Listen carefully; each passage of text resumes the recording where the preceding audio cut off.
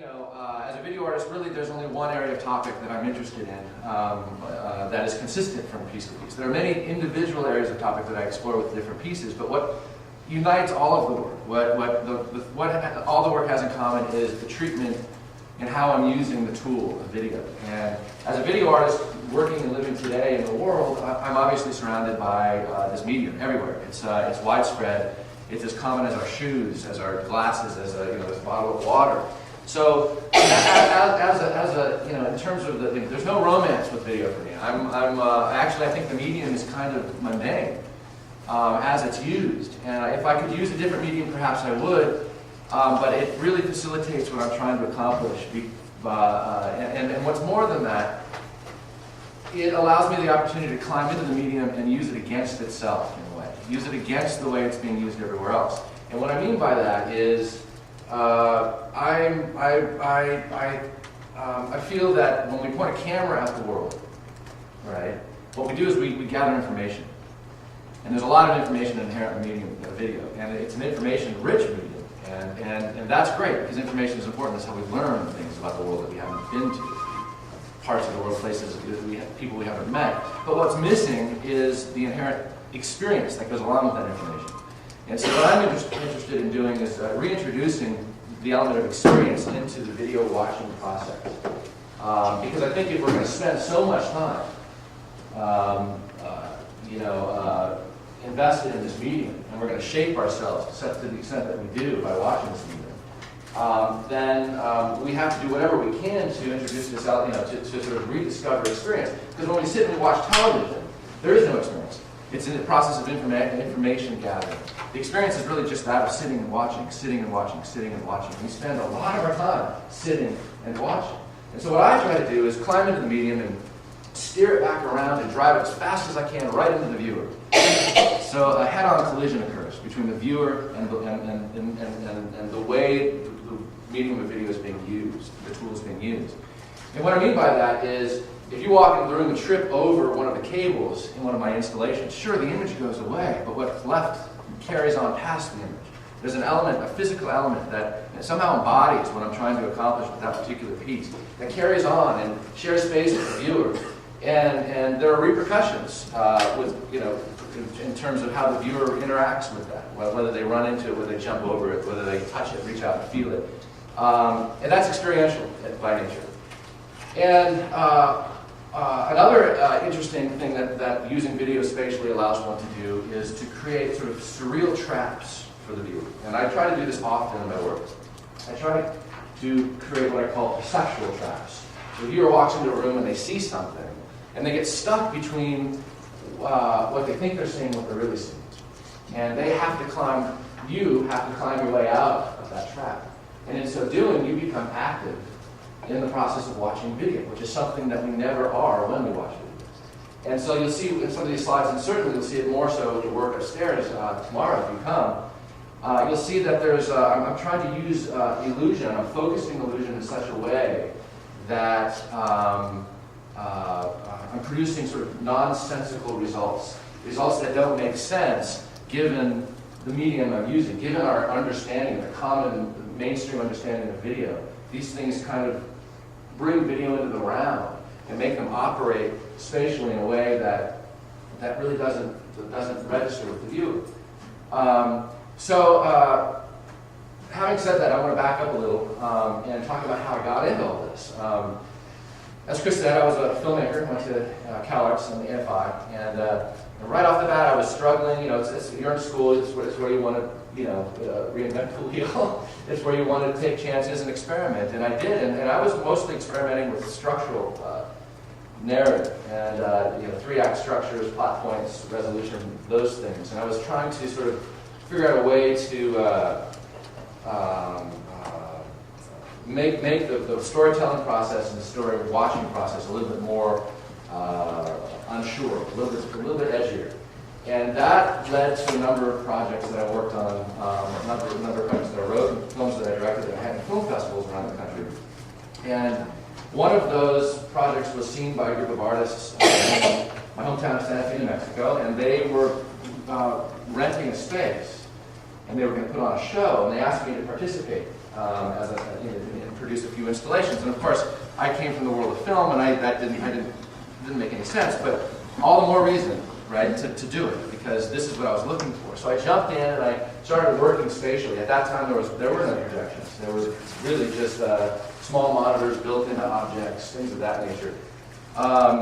And from that, the show was a great success in town, and there were some New York people there, and I got a show in New York City right out of that. And then it just started snowballing. I started showing to another, and I had a show at Site Santa Fe, and then from there, I just kind of got swept along by the process, and I kind of didn't have time to focus on film. And I'm still struggling with that, and I'm still writing and developing projects. And hope to sort of, I guess, in a way, leverage some of the opportunities I've had in the art world to make a film as well. But I guess initially, the only thing that carried over from film was the element of what do you build? What do you point the camera at? What's out there physically? What are you pointing the camera at? And what I had to get rid of with film, from my training as a filmmaker, was this obsession with the frame. I had to eliminate the frame somehow. So it all started through, with essentially sort of first recognizing that there's a frame, and then examining what does the frame do. Well, the frame defines the point at which the image begins and ends. Okay, it creates a reference. This image then becomes referential in nature. If you see a frame, right off the bat, you know it's a reference to something else that was photographed in another place at a different time. Whether that's flipping through the pages of a book and you see a photograph of a plate of fruit. Okay, well, you know it's not really there because it's framed. I mean, even if it was so clear and out of reach so you couldn't really tell if it was there or not, if you see that frame, you know. So right off the bat, I started to eliminate frame, and the way I did that is I started to marry contour, physical contour of shapes and objects with the frames that I was projecting. So I'm going to go back to 1995 and start with my early explorations of how to sort of bring together these two forms: the spatial, the structural form, the sculptural form, and the video projected form. So this is one of my first pieces that I did. Is there any way that I don't think we can turn those off. Okay, the middle lights. Yeah. All right. So this is a table. What you're looking at is a table. Like I said, if you were to walk into a room and trip over the power, right, the image would go away. But what would be left is this table, and in this case, these two eggs that are sitting on the table. And what I've done here is I wanted to try to sort of frame this shell game on top of this table, as though a hand was reaching in from the side, the hand of somebody unseen standing next to you. And what they do is they actually reach out and grab the egg that's been projected on top of the physical egg, and they pick it up and they move it. Right? So they reach out as though they're going to grab the actual object itself, and they grab a hold of the light and they move it, and they play this little shell game, these hands. And this piece creates this procession of eggs that goes around in a circle, and then all the way back down, and the egg finally finds the one that's sitting in the dark. And this exchange goes on and on and on and on. So you can see right off the bat that initially the main interest that I had as a filmmaker turned installation artist was how to sort of pull the image up out of the image plane itself.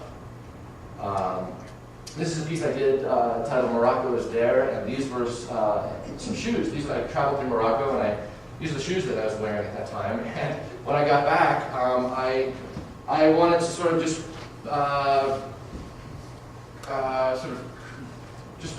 create this metaphor for what I saw while traveling through Morocco. And so you'll see in this case that's an actual physical shoe.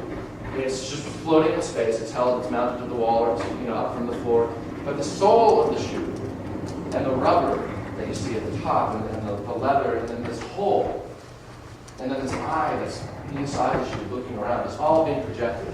So that really, if you were to turn off the projector, what you see is a shoe that's entirely white on the bottom. So I resurfaced the bottom of the shoe to create a projection screen, basically, and I projected all this back down on it. So it creates this volumetric sort of entity that's inside the shoe looking back around, which is expressive of what I saw while I was around the ground in Morocco. This piece is in the show, and you'll see it if you come to the show. This is one of my early pieces. It's titled Sleep Defined, and it's a pillow sitting on the floor. And what's different about this pillow is the surface of the pillow itself is actually flat and white. And I'm projecting these creases on top of the pillow. So that what you see when you walk into the space is this moving pillow, as though there's something inside, just underneath the pillowcase, creeping around from the back to the front to the sides, and then you hear the sound of a person sleeping, just deep, breathe in, breathe out. And it's expressive of this sort of nighttime dream activity that one has. Very illusionistic piece, creates a real strong perceptual trap, because you can't just sit and look at this and go, oh, okay, it's a video of something moving. It's volumetric in such a way, and it enters your space in such a way that it holds, you have to sort of, well, you have to figure it out. So whether or not that, whether that's getting down on your hands and knees, or whether it's kicking it, hopefully none of you will do that. But you have to actually become active in the process of watching this piece. There it is, another there in the sequence. Okay, so then what I did, I wanted to sort of turn this into a larger statement. And so I built a room-size installation with 2 beds. They're sort of sitting at a 90-degree, at a 90-degree angle relative to each other. And on one, there's a pillow with a slightly green hue, and the other there's a pillow with a slightly blue hue. And then they're both moving, and you hear these 2 people sleeping. And then off in the background, there are these bowls sitting on the floor. And there's a little projector above each of those bowls. And in those bowls is a resin inset. It's a smooth, high-gloss resin inset, and there's liquid dripping into those bowls. So you hear this, and then you hear these people sleeping. And the idea being that this activity is producing this juice, if you will, this creative, the essence of whatever is in that dreamtime space is passing up through this equipment, through this technology, and being deposited, saved, and gathered. This piece is titled Rare Drop. What if rather than just having those dreams and just letting them just disappear into the void of sleep time, if we were able to capture them? And in a way we do, if we carry some of that into our daily lives. But this started, this opened up a whole world for me, because you have this vessel sitting on the floor, and it's really highly illusionistic. You really do buy that there's liquid dripping in that bowl. And so that got me interested in, well, where can I go with water? How can I start using water and liquid? So I worked this into a series of installations, and this one is titled Green Puddle, and this is in the exhibition upstairs. And what this is, it's a puddle, an actual plastic resin puddle. It's very high gloss. It looks like it's just a puddle of liquid, and it sits on the floor under a video projector that's not through the wall, kind of out of the way, and that liquid now drips into this puddle. So you walk into a big, large space, and you see this glowing green, puddle in the corner. You walk up to it, and again, it creates this perceptual trap. Of course, the liquid isn't dripping from a leak; it's dripping from the lens. So it's actually a digital leak, if you will. This is a piece that's in the exhibition. This is a variation rather than using a dripping image. I created these pails, these vessels, and then you'll see the surface in there. Again, this is poured in there, and it's like a liquid plastic that dries, high gloss. This one, the projection is of bubbling, turbulent activity that sort of rises up from inside, from below the surface, and breaks the surface, and you hear this bubbling. And what's interesting about this piece, as opposed to the last, is that rather than the implied liquid activity coming from above, outside, it appears to be coming from within. And yet there are no hoses going to the side of the table. So this is a piece I did. I just threw this in here today. I haven't shown it. I've been going to high schools the last few mornings and conducting little workshops and showing slides to some of the film students at the high schools to kind of just share different different perspective on how the medium can be used. But I didn't show them this. I wish I had. But this is a piece titled 12 Minutes Flat. We started at a table. When you stand at the table, you see these leaves, and they're rustling in the wind. And a moment later, a hand comes in and grabs those leaves and clears them away. And then a moment that clears away, revealing this grass. All right. So now the table has gone from a leaf, sort of strewn with leaves, to a grassy sort of surface. And then the hand comes back and it cuts the flowers and begins chopping away at the grass. And then brings in a little spade and begins digging, revealing dirt. Digs deeper and deeper. So now what's happening is this surface is actually transforming on the table, right? I mean, it actually, depth is starting, the sense of depth, as though there's something, the surface plane of the table has been breached, and we're going now below it, okay? And a shovel comes in, revealing a wood surface. And then the hand brushes away the wood surface, right? Cleans off the wood surface. And then, I can't believe this. And then the person comes in with the tablecloth and puts the tablecloth down and then sets a plate on the table. So now the table has become a table from something completely different. So that's what I'm talking about. If you walk into this room and you trip over the projector and the image would go, well, you still have a table. It's still there. And then ultimately, he sits down and eats some eggs. 12 minutes flat, happens in 12 minutes. It's flat. Okay. This is a piece that I did for my first show at Site Santa Fe. It was my first museum show. This was pretty, thinking back on this, it was pretty ambitious. First major installation that I did, and it, I'd like to at some point resurrect this piece. But what you have here is this very large hand. There's a table sitting in a room, and you're looking at all of the images sequenced together in this image. But at first, you just have a table sitting in the dark, and on the table there's a ball. It's a physical ball, just sitting anchored to the table. And then very slowly, over the course of about 6 minutes, the 16-foot hand descends like this, kind of swings down out of the darkness. And I shot it with a 35mm motion picture camera, overcranked, which means high speed to produce this slow motion. And it takes about 6 minutes to move so slowly. And it reaches the bottom, the lowermost point of its arc, and tosses the ball. And the ball comes sort of tumbling towards you out of the darkness of that below the hand, and lands on the floor. And now the hand is dangling there empty-handed. And the ball appears at the edge of the wall, about the size of a basketball. You see it there on the floor. And it rolls slowly, a little bit quicker now, towards the table. So now it's tumbling toward the table. And it takes about a minute for it to get to the table. And as it reaches the edge line of the table, down near the feet there of the table, it disappears as though it's rolling underneath the table. A moment later, it appears the size of the ball that's anchored to the table, just a small ball. And it appears on the table. And it rolls onto the table. There it is, tumbling across. And then it rolls onto the table and circles like this. The image of the ball circles the physical ball and then parks right on top of the physical ball. So now what's happened is this hand has thrown this huge ball, and it's sort of gotten smaller on its way toward meeting up with the small ball, and then it sort of just marries up with it and parks. And a moment later, you hear a door open and a person come in. You hear the squeaky boots. I had to find the squeaky boots I could, and I mic'd it all. And I filmed this table to only the light of a person holding a flashlight, the light of a flashlight. Okay.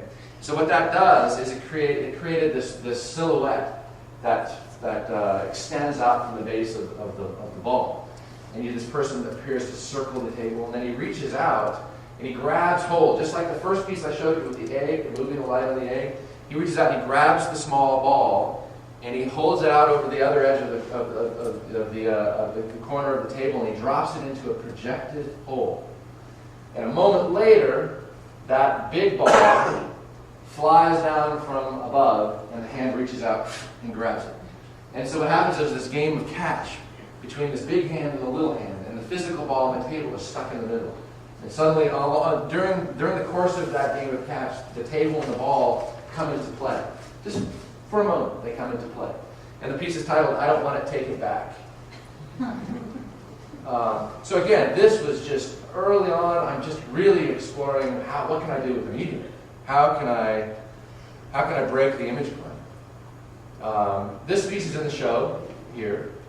It's hands at a table, and there's a large set of hands, and then a series of smaller hands, all identical. The images are the same, the movements are the same, the sounds are the same. The difference is that they're all offset by 1/2 second. So what we have here is the big hand will do something, and then the smaller hands will play catch up, offset by 15 frames. So the big hand turns over, then the next set of small hands turn over, then the next set of small hands turn over, then the next set of small hands, and it goes in a circle like the domino, like tumbling dominoes. And the result of this is that you end up hearing these scrapes and knocks that sort of come together to form this, well, they appear to almost be dancing with each other. Again, the table carries on past the image. This is a different part of it later in the sequence. Then what I did is I took that piece and I did it with 6 sets of hands reading the New York Times. This piece is titled Hands of a Similar Man. And this is a good example of how I started to branch out a little bit from using the medium in a very subversive kind of way to actually focusing the medium to explore other areas of the topic, right? So in all the work, there's this one thing that it all has in common, which is how is the medium being used and why? As a video artist, what does it mean for me today to be working with this medium that we define ourselves by, that we spend all our time looking at? Okay, and I've just described that, and I've to a certain extent. But then, as I started to, I guess, mature a little bit, I started to explore. Well, okay, where can I take that, and what can I talk about specifically? And so, in all the work that I do, really, there are these two things I think happening. There's a discussion which is specific to an argument that I'm making with myself, or a question that I'm asking. Not an argument, a question. And then there's, of course, it's being sort of realized through the use of video in this way. In this piece, it deals with the topic, or the question I'm asking is information. Where does information come from? Is information different? Does it all come from the same place? And so what I did is I took the hands of the table concept, and I worked it into these 6 sets of hands reading the New York Times. And they're all the same New York Times. And it's all the same image sequence. All that's different is they're separated by 1/2 second. So you'll have the hand on the top of the screen, you turn the page, then 15 frames later, a 1/2 second, the next hand will turn the page, then the next hand. And what it produces is this incredible, just printing press sound. You have this it sounds just like a printing press. And all of that information is, again, the same, it's ubiquitous. It all goes back to the same source. The only difference is that we get it at different times. And so that was where I was just, I wanted to sort of create the sense that it's all the same info. It just all gets to us at different times. And we make it uniquely our own in the subtlest of ways. In this case, because we interpret it at different times. So Hands of a Similar Man is that piece. And that, of course, goes to the media industry in this country and the outlets by which we learn about the world. In this case, it's printed matter, but it could be, cameras, it could be anything. As long as the information gathering and dissemination is what I was just exploring with that. This piece is in the show upstairs, and this I did. This is about as outright I get in terms of making any kind of political statements. I never make political statements. And I do that because I want the viewer to fall into the work. I want them to make up their own minds. So my work is never didactic.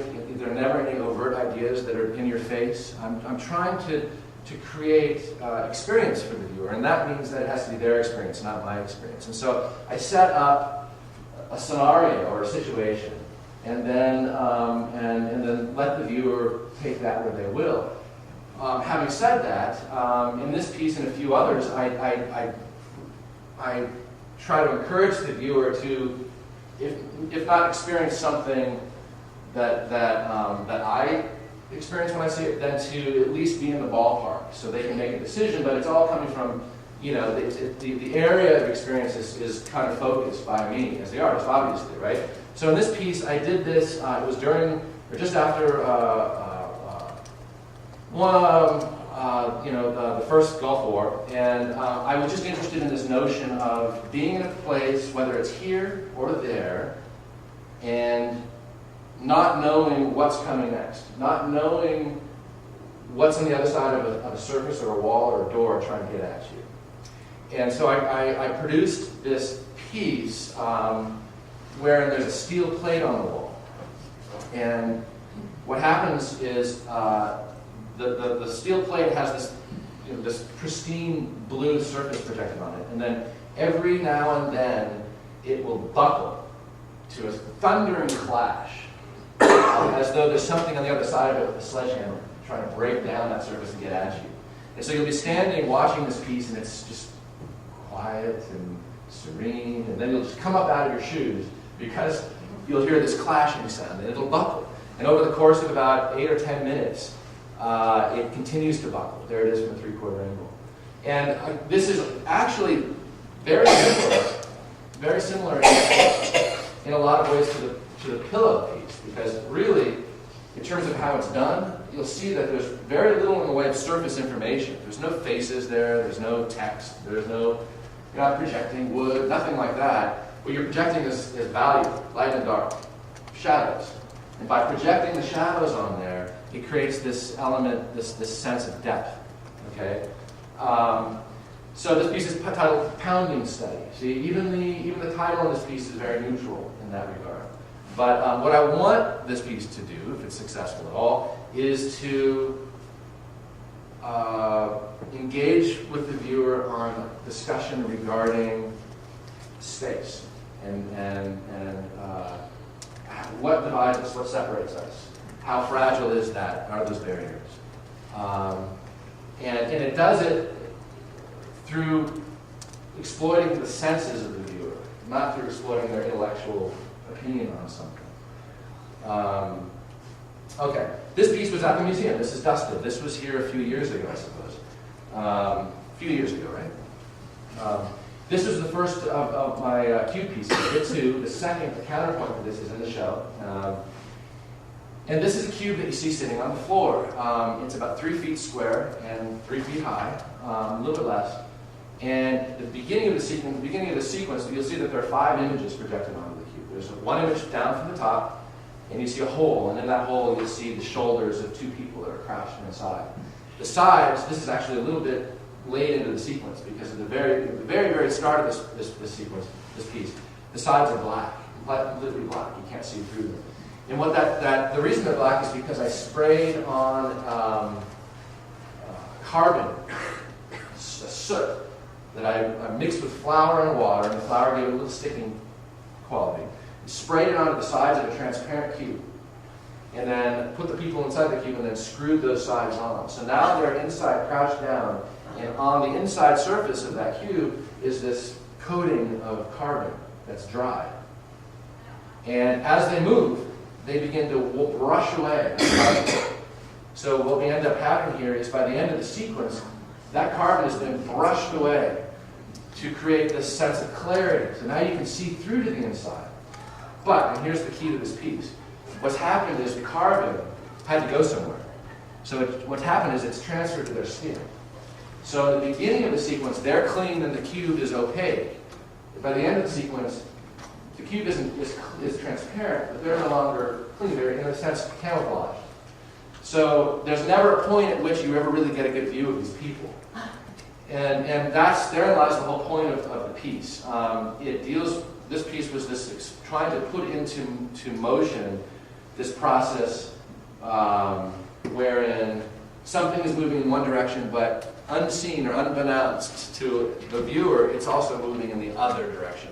So it deals with growth and decay and expansion and retraction and clarity and obscurity and all these things in life that are equal and opposite to each other and simultaneous. And the title, Dusted, is a word that embodies its own opposite. So dusted refers to the process by which something becomes dusted. Dusted is acquired or added to a surface. But dusted also refers to a process of dusting away. So dusted means both adding and removing dust. In this case, the dust is the carbon. And in this case, the dust is being removed from the sides and added to their bodies, all at the same time as exemplified in the title. The top, the arms reach out and explore this pristine white surface. But what happens is, of course, the soot on their hands ends up soiling that surface. So even as they go to reach and touch and explore the exalted plane of the surface, they alter it so it's no longer exalted. So it also undergoes the same transformation. Here's the cube in succession over the course of about 10 minutes. You'll see it sort of opening up. Here's an image of one of the figures inside. And these were friends of mine, a man and a woman, inside the cube. This is a totally non-sexualized sort of situation. All they're doing is climbing from one side to the other, mostly with their eyes closed. The reason for that is, dust. Yeah, but believe it or not, I had a vacuum in there and fans, and it's lit from inside, as you can see. There's no light source on the outside of this thing.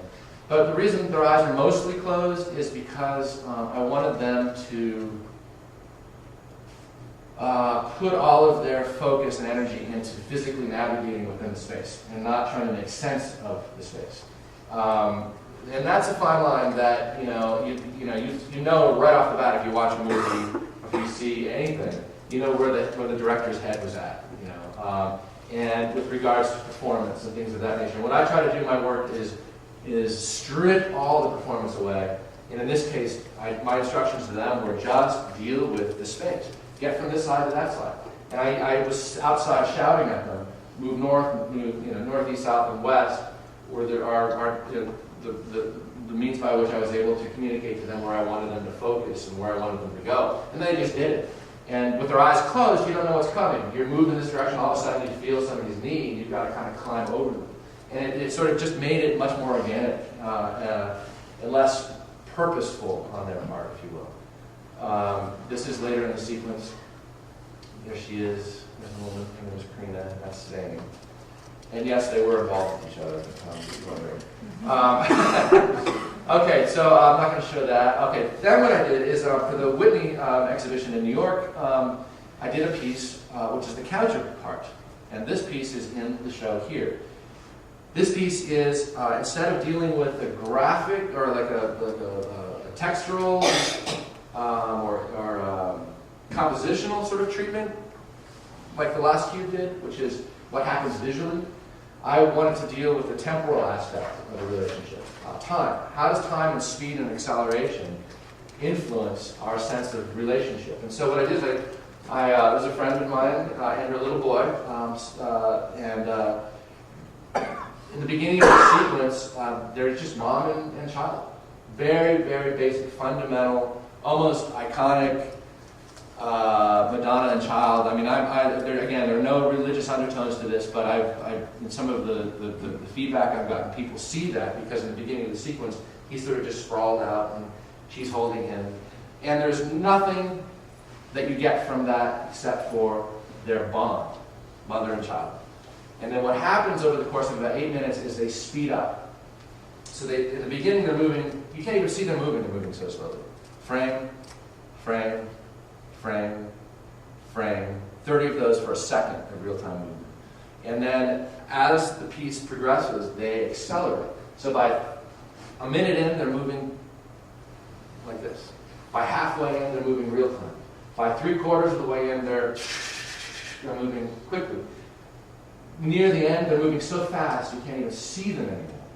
And what happens is you lose a sense of that relationship between them. And nothing has been done. They haven't been acting differently. They haven't been, none of the camera angles have changed. The only thing that's happened is speed has been introduced. And it was just it was a study on what happens to this sense of connection between people when you introduce the element of acceleration and speed.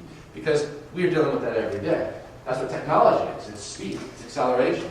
And what does it do to us? Well, it separates us. It's an illusion, I think, that it actually brings us together because it really does separate us. You pick up the phone and call someone now instead of going to see them. You look at the computer instead of going out and doing it in the real world. And so there's almost this vanishing that occurs, in terms of our tactile relationship with each other. And consistent with that, they end up accelerating so quickly that they just go away. And the cube is sitting there empty in the end. The piece is titled Hover, and it's the time-based counterpart to Dusted, the first cube. They're moving. There they are inside the cube. Oh, and one thing about these cubes is you're looking at, obviously, 5 images, the side, 4 sides and the top, and they're all photographed at the same time from those different angles. So you'll see that here you see her right profile, here you see her left profile. On the other side you see her back. And the images are mapped around the cube, so they become spatial embodiments of that space. Does that make sense? This is a piece. This is 12 feet high. It's a huge hourglass with figures. This is not in the show, but this piece is. I started to explore, reading a lot of quantum physics, and I started to explore this notion of just time and tangled hierarchy and subject and object split, and how, again, it's similar to Dusted in that way, in that there's always, for every one thing in the world, there's an opposite somewhere else. And in this case, you've got this time kind of crushing down against itself in the middle. And you'll notice that the feet and these figures are sort of ballooned out, because the bottom of that object is about 6 or 7 feet across, and the top is only about 4 inches. So they're getting actually squeezed down into the center, and they sort of shimmy up from the bottom and shimmy down from the top, and then they flip around and they go the opposite direction, and it's just traveling sporadically, sometimes getting crushed down in the middle, sometimes exploding from the middle. Again, 3 projections on the bottom, 3 projections on the top, all simultaneously photographed. So what we did is, and my friend Mike, who I went to high school with, and he's a filmmaker, we built a huge outdoor assemblage of a clear pipe 40 feet off the ground with big lights orbiting it. I mean, it looked like the moon landing. And then slid these people through. Okay, this is a piece titled Bohr's Atom. And this was, again, more quantum physics, this notion of the circular orbit of electrons and how they enter and exit states of reality, right? I mean, inside of electrons jump orbit as they're orbiting. And they're here one moment, and then they suddenly appear on the other side, and they never travel through the space between, but they get to the other side. So what we end up with here is this observation that what you're seeing here are strobe images. So that you've got this black, dark cylinder, and then you see these strobe moments where you see these objects. And what you see in those objects, in this case, there's this figure holding a rung, one piece of wood, basically. And you see a strobe effect, where together those images produce, in this case, this staircase. So the staircase is there, but it's not there. Okay, and that's an idea based in quantum physics. It's both there and not there at the same time. There it is again. Okay, so that's ancient history, if you will. What I then did is, and I'm trying to, this is kind of getting into my new stuff here. I started getting really frustrated with a flat planar surface and projecting onto flat surfaces or surfaces around. And I started to explore this idea, well, why don't I take that a step further? Yeah, you have these things in front of you, that's where we're going with this. Why don't I wrap the screen around the image, right? Why haven't I seen that before? Like a volumetric screen that takes the shape of the object, of the projection that's in it. So I spent a long time on the computer building these shapes, okay? In this case, it's like this big clockwork shape. And you'll see it all there in virtual space in the computer screen. And then what I did is I took this file and I output it and I sent it to a place that near in Albuquerque, New Mexico. I live in Santa Fe, and this is a place that works for the national labs. We have labs, obviously Los Alamos and Sandia, and they have these big, high-tech CNC and machining outfits. So they were nice enough to take this file and cut it out of a huge piece of mahogany. There's this big machine, and it took about 2 weeks to cut it. and it mills it out. That's a piece of mahogany stacked, one on top of the other, glued together, clamped. And this produced this huge plug, which is called a plug. It's basically a positive, and it's 3 feet in diameter, or 3.5 feet in diameter, heavy, heavy, heavy mahogany. And they drill little holes in it, and they put a vacuum underneath it, and then they heat up plastic on top of it, and they lower that plastic. It's a special plastic, and they turn the vacuum on, and it sucks all the air out. So that plastic takes the shape. It's vacuum formed, right? This was vacuum formed out of a very, very thin piece of plastic.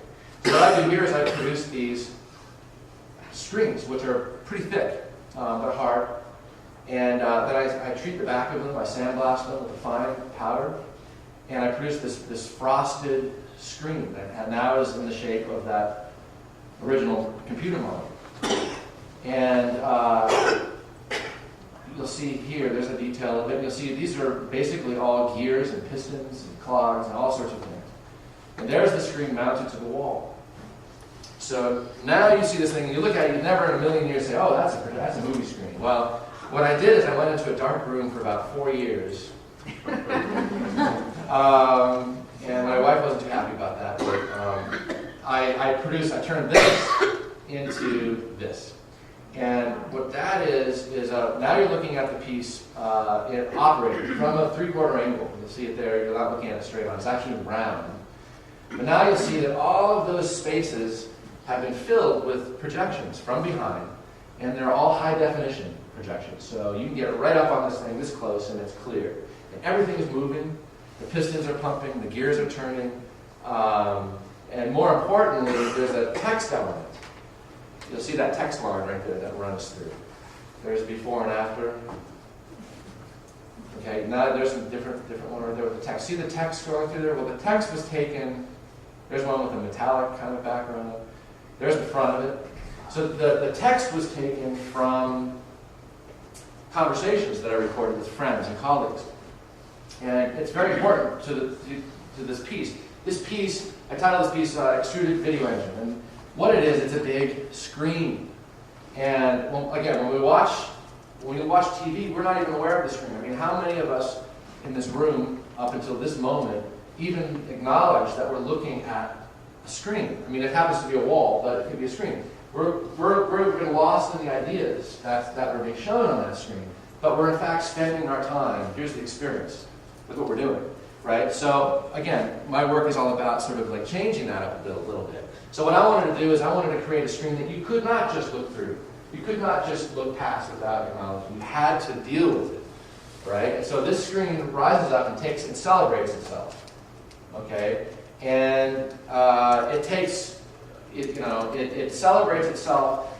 In the meantime, the content, right, the human story, is passing through in the form of these text lines. And those are voice recordings that I transcribed, mostly from friends and colleagues, some of them very sad and poignant, some of them happy, some of them fun, but all meaningful. All of those conversations were meaningful to the people that were sharing them with me, the stories. And then I turned them into text and I scribbled them through, and they almost pass too fast, so you almost can't read them. You have to really work to read them. And so then they basically become lost in this media carnival, right? Very much in the same way that the real human element gets lost in the media carnival of the world we live in. And very much like the text line scrolling across the bottom of CNN. Such and such did this, and such died there, and these people are caught in this storm, and all this incredible, impactful information just scrolling across the bottom of the screen. And that's really, honestly, it doesn't really affect us any more than the time it takes to look at that line scrolling across. And so that's what I'm doing with the text line here. The human story is lost in this ruckus, this big self-absorbent, circus of media. So here's, I did a variation of this, smaller. There it is from the front. Then what I did is I was invited to the city of New Orleans, to the Contemporary Art Center, and to do a project using these machines to explore somehow in the aftermath of Katrina. And so what I did is I took these machines and I put 4 of them into the big space at the Contemporary Art Center, and I turned them into time machines. So what I did is I did some research and I found media footage from mainstream broadcast news. And there are 4 of these engines, and therefore there are 4 days of news broadcasts. One is 6 months before Katrina, one is 6 days before Katrina, one is 6 days after Katrina, and the final one is 6 months after Katrina. So each one then, instead of text, you see a date scrolling through. Same date, same date. And then you'll hear in the background, in the color field in the background, in that background where the blue is, you'll actually see the video of the news broadcast, and you'll hear the angry people. And so you can walk up to these things, you can walk up to them and watch the news, basically. Well, one news broadcast crushed down into about 10 minutes, including little snippets of the commercials. Basically the idea is what's the country talking about at this moment in time. And so 6 months before, the topic of the news was the Lance Armstrong controversy of performance-enhancing drugs, some military base closings, etc. 6 days before, there was the Michael Jackson controversy. There was some other stuff. There's a little tropical storm off the coast of Florida. Okay? And then you walk through the space, and these are on opposite walls, 2 here and 2 here. It's a big space. And then you walk through the space, which is symbolic of walking through the building at the time of Katrina. So you're going from a week before to a week after. And you're actually walking through a building in New Orleans where Katrina was. And then you walk up to the one a week after, and of course it's just Armageddon, bodies floating down those streets. Just catastrophic disaster. And then you skip over to 6 months after, and there's no discussion of Katrina. Nothing. It's just gone. Just disappeared out of the topic of the national conversation. And so, and that was serendipitous. I didn't know what to expect. I didn't know what to expect, and sure enough, there, it actually sort of just capped the idea, because then you get to really look at this and think, well, what does that mean for the people that were stuck 6 months later, and all this stuff. So it became a little bit more meaningful to me with the addition of that final station. So you'll see, just these people and what they're dealing with.